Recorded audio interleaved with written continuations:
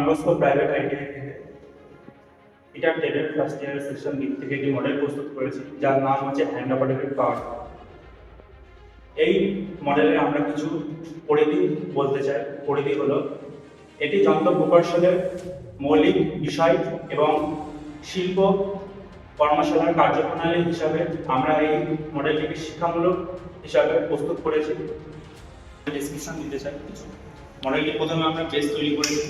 এখানে 4টে অ্যাঙ্গেল আমরা নিয়েছি, যেগুলো মাইলস্টোন দিয়ে তৈরি, এবং এই অ্যাঙ্গেলগুলো আমরা কর্নারের ওয়েল্ডিং দিয়ে জোড়া লাগিয়েছি। এবং এই মডেলটিকে আরও উঁচু করার জন্য আমরা আরও কিছু অ্যাঙ্গেল দিয়ে এটার লেগ তৈরি করেছি, এবং উপরে শ্যাফট আর বল বেয়ারিংয়ের সাহায্যে আমরা শ্যাফটগুলো অ্যাটাচ করেছি, এবং শ্যাফটের সাহায্যে আমরা একটা নির্দিষ্ট অনুপাতে পুলি সেট করেছি এবং বেয়ারিং ইউজ করেছি, যাতে আমরা এই মডেলটি স্পিড কন্ট্রোল করতে পারি। এবং ভিতরে একটা আর্ম আমরা অ্যাডজাস্ট করেছি, যাতে হ্যামারের হ্যান্ডেল আমরা এখানে অ্যাডজাস্ট করতে পারি নাট বল্টের সাহায্যে। এবং এখানে একটি সাপোর্টিং টুল হিসেবে রাখা আছে। এটা আমরা যখন এই হুইলটা আমরা যখন ঘোরাবো তখন যাতে একটি ফোর্সের কাজ করে, যাতে হ্যামারের হেডটা তুলতে সাহায্য করে এবং যে জবটা এখানে থাকবে সেই জবটার উপরে পতিত হয়।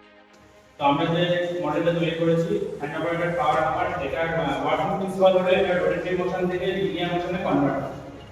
এই মডেলটি তৈরি করার কিছু উদ্দেশ্য আমরা দেখতে পাচ্ছি। এই উদ্দেশ্যগুলির মধ্যে কিছু আমরা ডিসক্রাইব করতে চাই।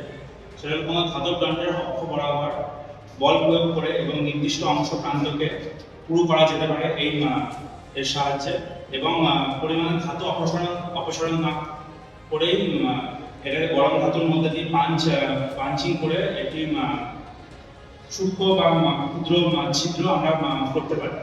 এছাড়া কোনো একসাথে অনেকগুলো শীট মেটালকে একসাথে এনভিলের উপরে রেখে আমরা পেন্টিংও করতে পারি, এবং সাধারণভাবে পাঞ্চিং, চিজেলিং প্রভৃতি অপারেশনগুলি করার সময় যাতে ওয়ার্কপিসকে হাতে ধরে রাখে, কিন্তু হাতে ধরার সময় আমাদের চিজেল বা পাঞ্চিং স্লিপ কেটে হাতে আমাদের রাখতে পারি। এর জন্য আমরা এই এনভিলটাকে কাজে লাগাতে পারি, এবং এর উপরে ক্ল্যাম্পের সাহায্যে জবটাকে হোল্ড করে এর উপরে পাঞ্চিং বা চিজেলিং আমরা করে থাকি।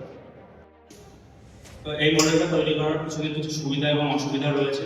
এই মডেলের কিছু সুবিধা হলো এই মডেলটা পরিচালনা করার জন্য কোনো বিদ্যুতের প্রয়োজন হয় না, আর এটা পরিচালনা করা খুবই সরল, এবং এটি তৈরি করতে খুবই কম খরচের মধ্যে আমরা এটা তৈরি করেছি, এবং এটিকে পরিচালনার জন্য খুব কম জায়গা লাগে। একটি টেবিলের উপরে রেখে এটাকে পরিচালনা করা যায়।